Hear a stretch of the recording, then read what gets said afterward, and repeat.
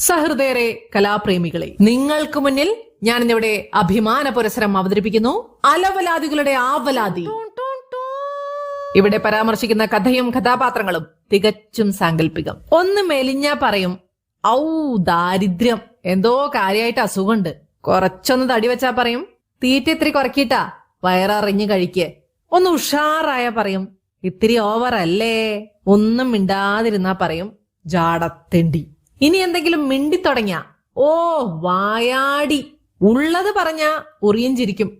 അതൊക്കെ പണ്ട്. ഇപ്പൊ ഉള്ളത് പറഞ്ഞാൽ അഹങ്കാരി. പറയാതിരുന്നാലോ നിലപാടില്ലാത്തവൾ. ഇനി എതിർത്ത് പറഞ്ഞാൽ തർക്കുത്തരം, താന്തോന്നി, നിഷേധി. അനുസരിച്ചാലോ പഞ്ചപാപം, ഒന്നിനും കൊള്ളില്ല.